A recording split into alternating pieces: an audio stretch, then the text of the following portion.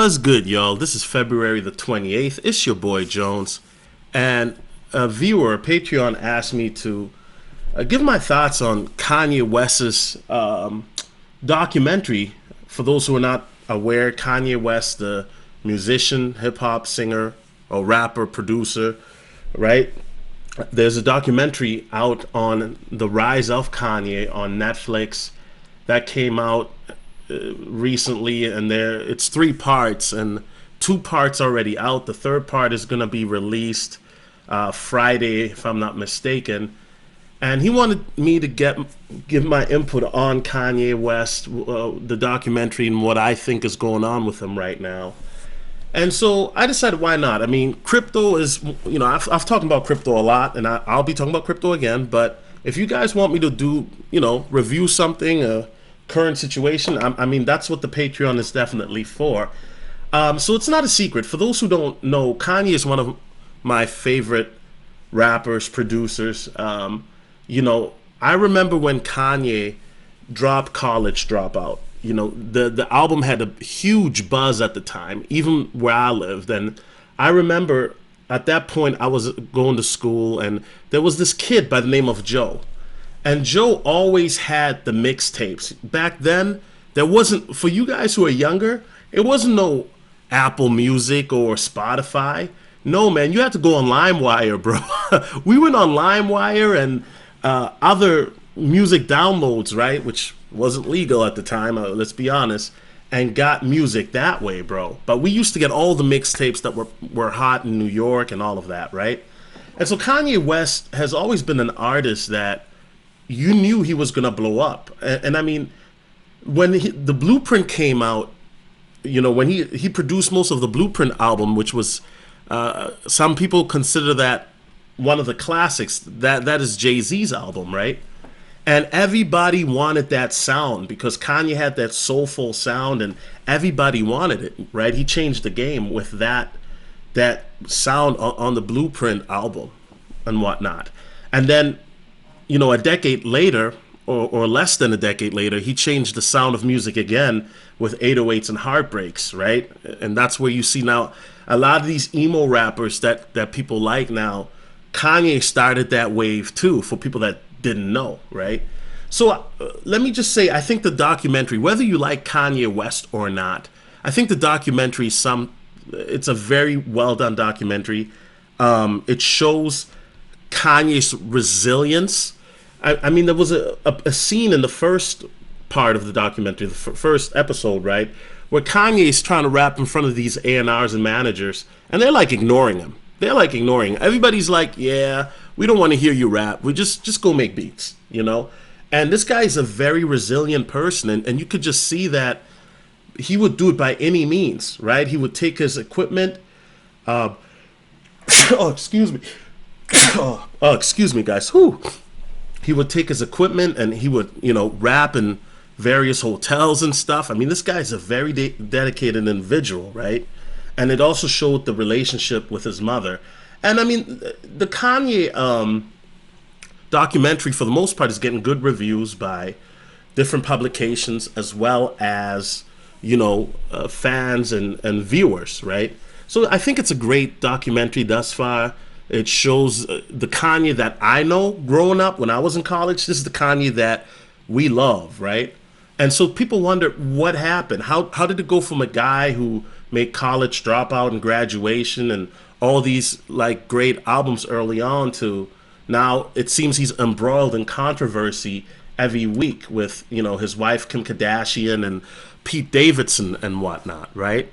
And I think that when people want to call Kanye names, a simp and a weirdo and all of that, I don't really get into that. The reason why is very simple. Kanye deals with mental illness. He's bipolar, right? And so when you have a man that deals with mental illness, particularly a black man, and then you see the media crucify him, I mean, that's not something to make fun of. And it's not a secret, guys. I deal with seasonal affective disorder. For those that don't know what that means that, it's a lack of vitamin D that I get in the winter. So it makes me grumpy. It makes me lethargic, where I don't have a lot of energy sometimes. And, it's not, it's a disorder, right, that can affect how you feel about yourself. But Kanye being bipolar is different, right?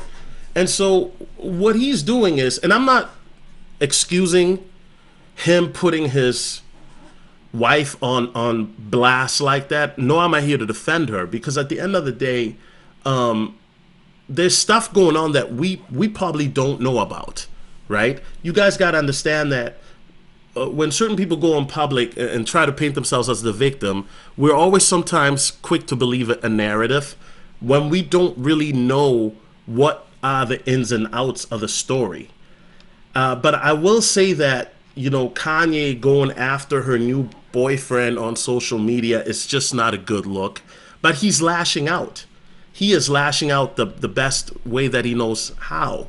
And I think that's why it's very important to have good people around you, not just yes men. And I hope he does, but I don't really see it. Now, Kanye does have another new girlfriend, it looks like. He was dating Julia Fox, and now he's got, I mean, this chick looks just like Kim Kardashian. Clearly, he has a type. You know what I'm saying? It's a Kim Kardashian lookalike, and then he got those boots. I don't know if he's waiting for a flood. But the reality is, what I'm saying is this. When you're dealing with a situation now where, with Kanye, we know his mother died, and he's been dealing with mental health issues.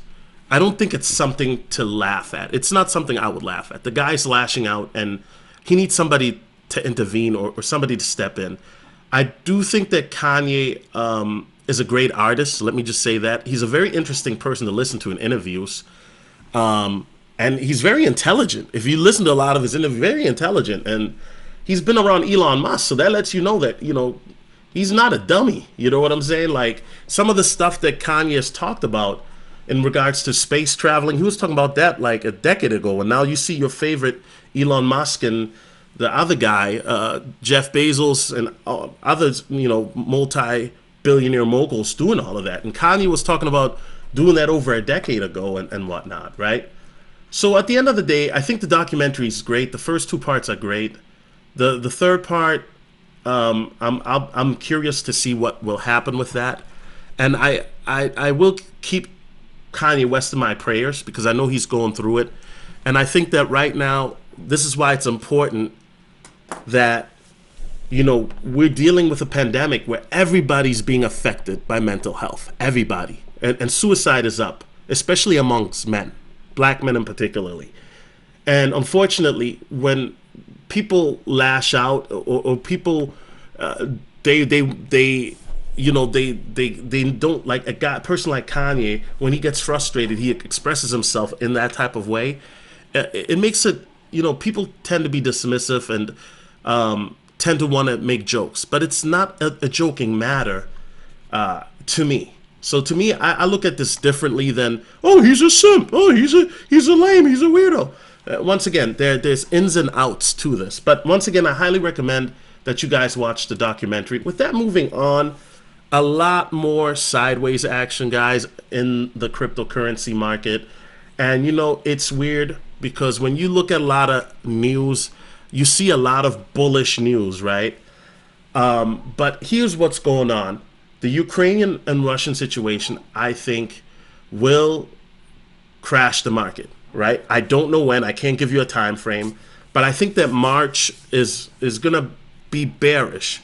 Now, on the positive side, technical analysis does show that a lot of altcoins are like in positions to break out. And if you look at a lot of altcoins, right, even look at like a Shiba Inu, for example, it didn't really crash all that hard. Like, yeah, it was at the 34 marker, now it's at the 24 marker, but it didn't really crash that hard, right? I mean, a lot of altcoins didn't really get super duper wrecked. Not yet anyway. Even Velas, right, was about at 27 cents, now it's at 22.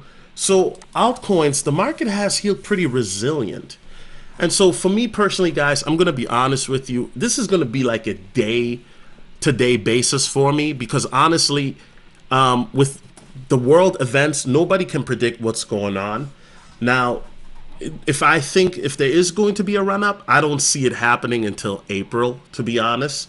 That would be the earliest. Now, Ukraine did raise 13 million in crypto for crowdfunding appeal, and so I find this very interesting because right now Russia and Ukraine are being put in a position where you're starting to see crypto being put into place. Right, there's a lot of cyber attacks going on between both of those countries. That's not a secret, and there's a warning that came yesterday that America might be hit.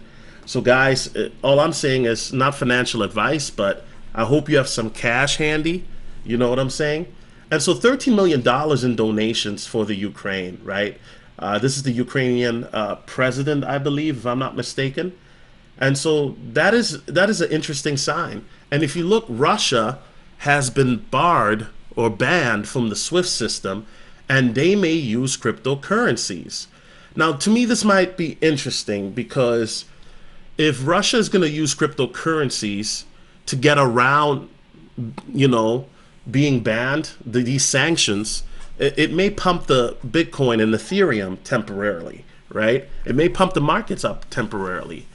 And so it'll be very interesting to do. So what it says is to evade sanctions, Russia can utilize cryptocurrency related tools. The key is establishing ways to conduct trade without ever using the US dollar.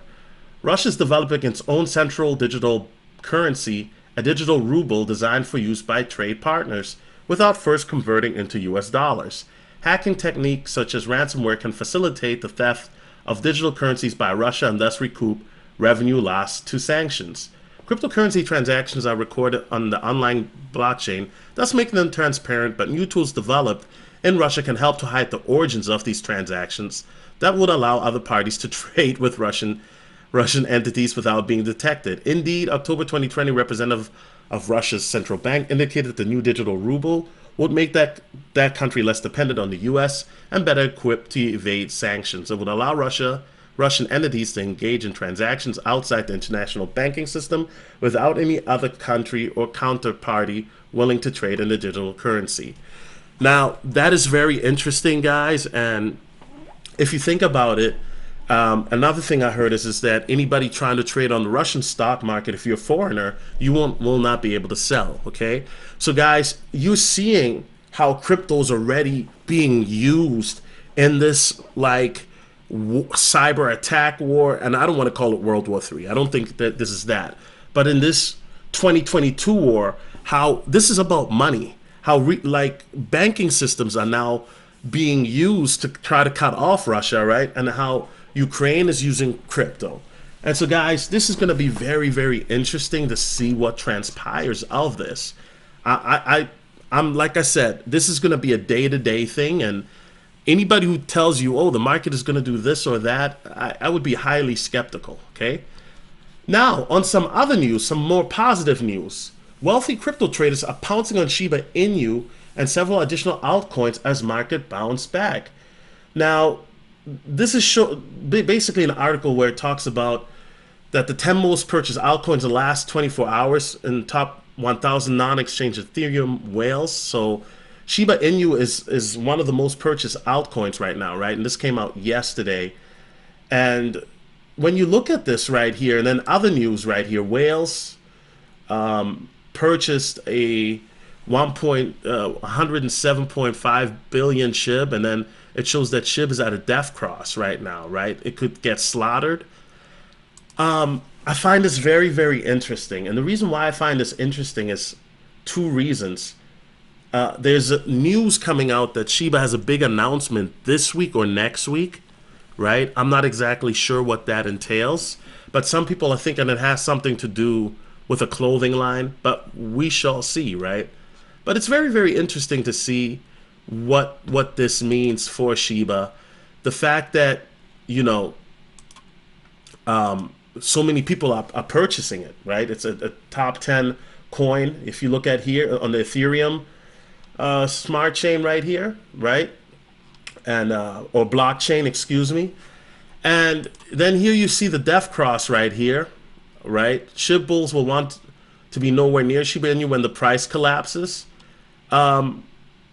I say, why not? Why not? The reason I say why not is if you invested $100 in Bitcoin, Ethereum, Dogecoin, and Shiba on January 1st, here's how much you would have right now. So if you would have invested $100 in Shiba a year ago on January 1st, that $100 would be, yeah, yeah. You guys see that? It's, I mean, that is crazy. That is $18 million, guys. And you know what? This is the reality of crypto, right? If sometimes it's about if you get into a project early, heck, even if you just put $100 in Bitcoin, you still would be up from a year ago, right? For people who got in a year ago at this time, or January 1st, you know that this is the truth, right? Now, it'd be very interesting to me to see where it's going to be at next year. I think that me personally, guys, and this is not financial advice, but right now, you have to have a strategy in place. If you're looking to get into meme coins, a lot of meme coins are getting rug pulled. Why is that? Because of the fact that there's lack of liquidity. And I've mentioned that already in various videos, right? However, if there is a crash let's say Bitcoin goes below 29,000, altcoins are going to go down as well. That may be a great buying opportunity. So that's what I'm looking at. But really, you know, what I'm looking at is that's what I think may happen is BTC may go down to 29K or lower. And if that happens, I'm going to be looking to buy stock up on Shiba, stock up on ADA. Definitely. If I can get ADA for 50 cents, whoo. Because, guys, I remember getting ADA last year at this time for 18, 19 cents. Okay? And there were guys, some of you guys were getting ADA before me. You guys were getting ADA 2 years ago for way less than that. You know what I'm saying? You guys were getting it for 3, 4 cents, maybe even less, right? So at the end of the day, if you're planning on buying coins, you're gonna have to you're gonna have to do a meticulous strategy where you're just looking at really solid projects, right?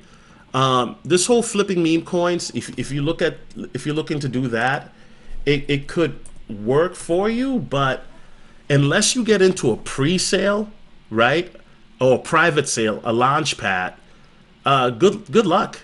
Good luck, because it's going to be very, very hard to get into it.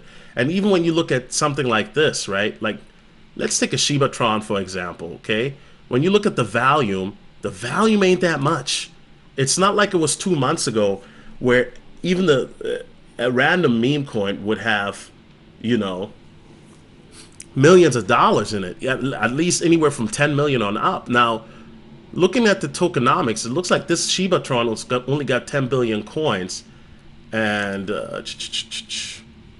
this looks like, okay, in January, they may have had like a private sale or pre-sale. And then now this is public. So I'm not really familiar with this. But a lot of these projects, unless you get there into the private sales or pre-sales, it's not even worth getting into because you get dumped. I mean, could you get in early enough and make a profit? Sure, but when you look at the liquidity, I mean, it's very low. Look at this, 70,000. You know what I'm saying? The volume, I mean, the 24-hour volume, if you look at that, it's very, very low. Very low liquidity, you know. But yeah, guys, so it'll be interesting to see where the market goes this week. More news to come. Next month is going to be an interesting month, guys. March. And of course, I'm going to keep the content coming and running. All right. God bless you, and I'm out. Peace.